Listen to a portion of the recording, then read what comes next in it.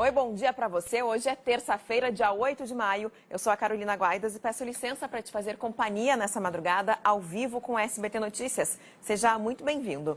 Olha, agora são 3h02 e a gente fala de uma notícia que aconteceu agora há pouco. Um apartamento pegou fogo bem na região da Avenida Paulista, um dos principais cartões postais de São Paulo. O repórter Marcelo Bittencourt está no local e tem mais informações ao vivo. Marcelo, bom dia. O que você já conseguiu apurar até esse momento? Obrigada, Marcelo. Agora você falou, está aí bem na esquina da Avenida Paulista. A gente vê pelas imagens. A avenida está bloqueada para o trânsito de veículos ou só a Toque Lobo nesse momento também? Obrigada, Marcelo. Qualquer coisa, você volta com mais informações e que bom que, por enquanto, então, esse incêndio já foi controlado. Obrigada pelas informações.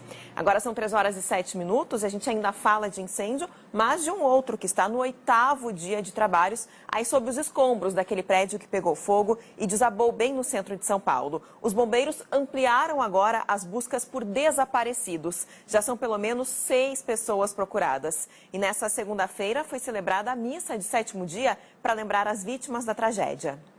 O corpo da estudante Mateusa, que cursava artes visuais na Universidade Estadual do Rio de Janeiro, foi encontrado hoje numa favela. Ela estava desaparecida desde o mês passado e o irmão da vítima fala numa execução. Quanta crueldade, né? Eu falo agora de mais um crime bárbaro que também aconteceu no Rio de Janeiro. Um comerciante foi executado a tiros em Realengo, na zona oeste da cidade. A divisão de homicídios apura qual foi a motivação do crime. E um adolescente foi apreendido em São Luís, suspeito de participar do assalto que terminou com a morte de um delegado da Polícia Federal. O crime aconteceu durante a festa de aniversário de 5 anos da filha do policial. Um pastor suspeito de assediar uma menina de 11 anos de idade foi morto a tiros na porta da casa onde ele morava, em Governador Valadares, no estado de Minas Gerais. Ele estava em casa com o enteado e a esposa quando 2 homens em uma moto chegaram à residência. A vítima foi até o portão e os suspeitos mandaram que o enteado ficasse dentro do imóvel. Minutos depois, os disparos foram ouvidos e os suspeitos fugiram. Até agora, ninguém foi preso. O celular, de onde o pastor teria enviado mensagens para uma criança, já foi apreendido. Os assaltos a carro forte se espalham por todo o país. E no interior do Ceará, os criminosos, além de assaltar, também usam de muita violência. Uma pessoa morreu e 5 ficaram feridas após o acidente com um ônibus escolar nesta segunda-feira em Goiás. Usuários de drogas entraram em confronto com agentes da Guarda Civil Metropolitana na região que é conhecida como Cracolândia, no centro de São Paulo. A confusão aconteceu durante uma operação de remoção de barracos na região. Os dependentes químicos fizeram barricadas de fogo utilizando pneus. A Polícia Militar e o Corpo de Bombeiros precisaram ser acionados. O tumulto foi controlado e houve presos. No final da noite, a situação já estava mais tranquila no local. Agora você vai ver imagens do momento em que um policial militar foi assassinado numa briga de bar. O crime aconteceu em Guarulhos, na Grande São Paulo. Kevin Timóteo da Silva foi morto com um tiro disparado pela própria arma. Ele discutiu com um casal dentro do bar. O homem conseguiu pegar a arma do PM e atirou. No vídeo é possível ouvir a gritaria. As pessoas correm quando os tiros são disparados. O casal fugiu, mas foi pego pela polícia. O autor do tiro também foi ferido na mão. Ele já era procurado pela justiça por dever pensão alimentícia. No interior de São Paulo, um caminhão perdeu o freio e atingiu 3 postes. O veículo estava estacionado e carregado de areia.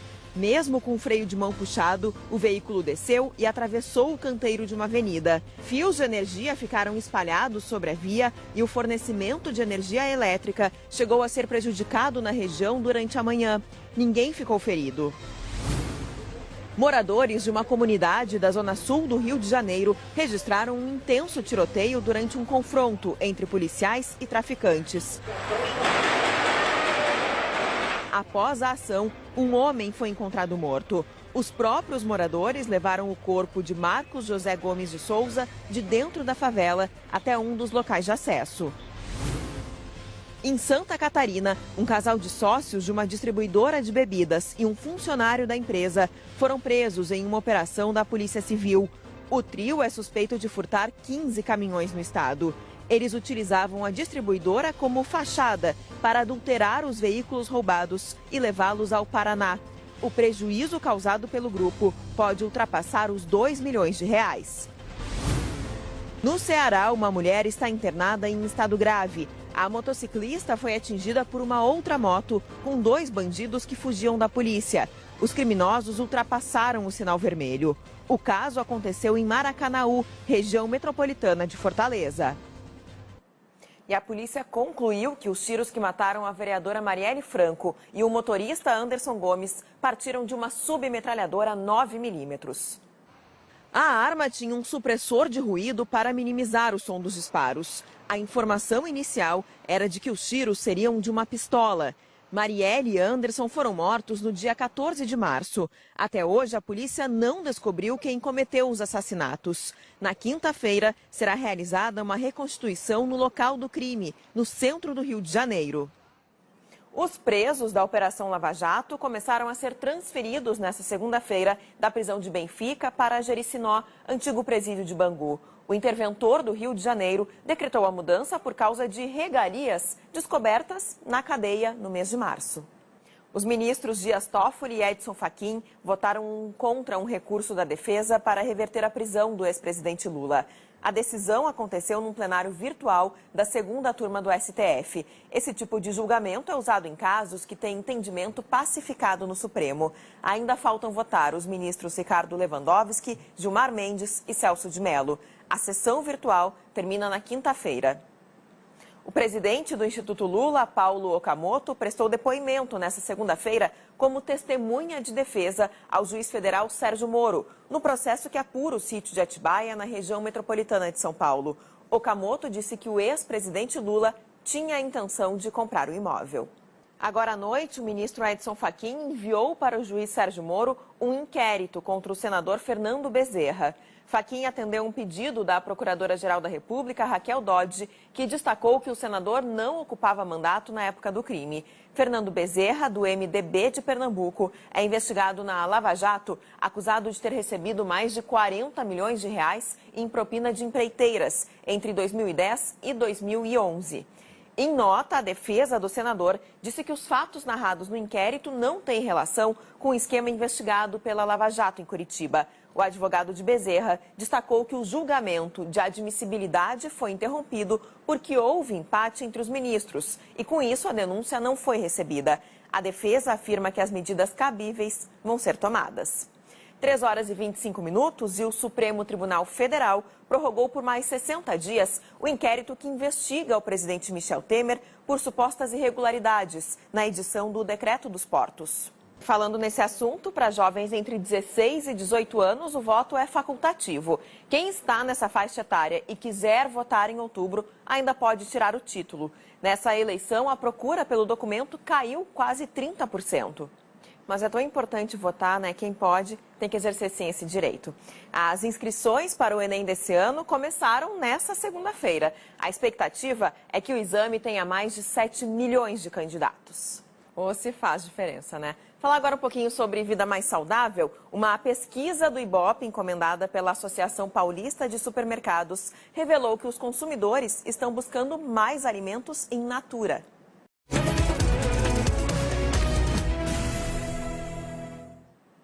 O pré-candidato à presidência pelo Podemos, Álvaro Dias, abriu a série de sabatinas promovidas pelo SBT em parceria com o jornal Folha de São Paulo e o portal UOL.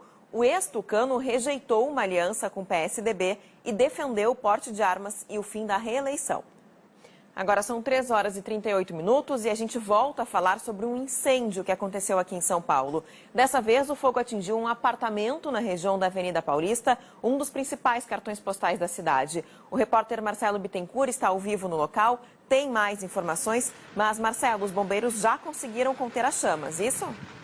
Obrigada, Marcelo, pelas informações. Que bom que já está, então, tudo resolvido. Bom, e a ANAC, a Agência Nacional de Aviação Civil, confirmou que o helicóptero que caiu em Vinhedo, no interior de São Paulo, durante uma festa de casamento, não tinha autorização para prestar serviço de táxi aéreo.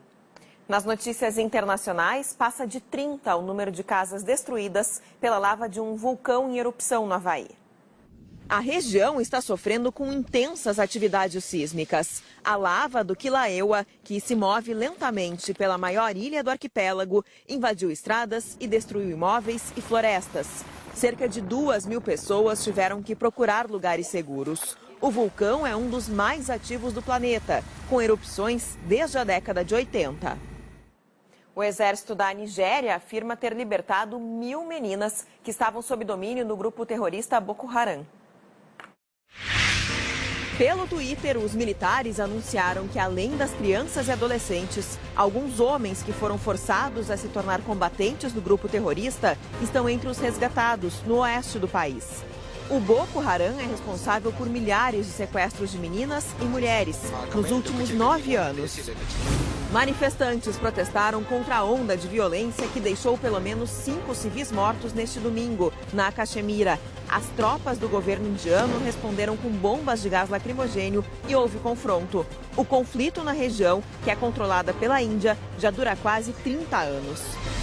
No Iêmen, 2 ataques aéreos deixaram pelo menos 6 mortos e cerca de 30 feridos. O alvo dos bombardeios foi o complexo presidencial ocupado por rebeldes. A mídia local atribuiu os ataques a uma coalizão liderada pela Arábia Saudita, que há 3 anos luta contra os rebeldes no Iêmen.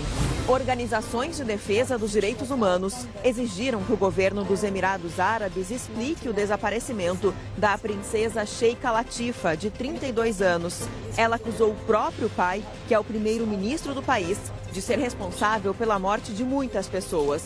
O governo afirmou que Latifa foi encontrada 1 mês depois na Índia e levada de volta para casa.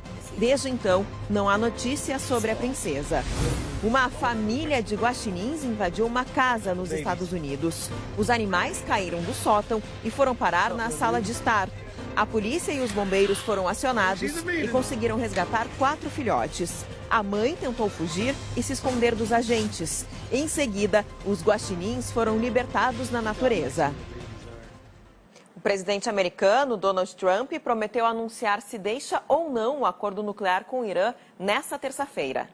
O ministro das Relações Exteriores britânico, Boris Johnson, se encontrou com o secretário de Estado norte-americano, Mike Pompeo, para discutir o acordo nuclear com o Irã. Johnson e Pompeo se cumprimentaram em frente às câmeras, mas não responderam nenhuma pergunta. Johnson deve passar os próximos 2 dias em Washington e vai se reunir com outros funcionários do governo americano para tentar convencer os Estados Unidos a manter o acordo nuclear. Na China, um ex-ministro foi condenado à prisão perpétua. E aconteceu na noite dessa segunda-feira em Nova York o tradicional baile de gala do Metropolitan Museum of Art. De volta ao Brasil, foi enterrado o corpo da mulher morta por um morador de rua no Espírito Santo. O assassino tem um histórico de vício em drogas. Ele arremessou um vergalhão que atingiu a vítima na cabeça. Uma série de furtos terminou mal para um ladrão no Distrito Federal. Em um só dia, ele chegou a furtar 3 vezes a mesma farmácia, mas aí ele acabou preso. Quase 6 meses depois do acidente que matou mãe, filho e a babá de uma família na zona norte do Recife, o motorista que dirigia embriagado e que provocou a tragédia é ouvido pela Justiça. É a primeira vez que o advogado Miguel Arruda fica frente a frente com o motorista responsável pelo acidente que matou a mulher e o filho dele de 3 anos.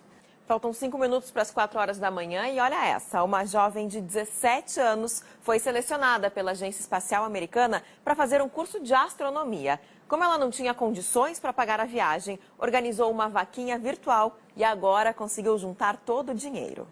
Que legal e boa sorte aí para Amanda. Você vai ver a seguir aqui no SBT Notícias, ao vivo, as últimas informações sobre os trabalhos nos escombros do prédio que desabou em São Paulo. No Ceará, bandidos assaltam um supermercado usando fardas da Polícia Militar. E uma tentativa de roubo de cargas provoca tiroteio e muito medo na linha vermelha no Rio de Janeiro. Eu vou ficando por aqui, agradeço pela sua companhia. Já já a Lívia Rai, que assume o comando do SBT Notícias. A gente se encontra de novo amanhã, hein? Até mais.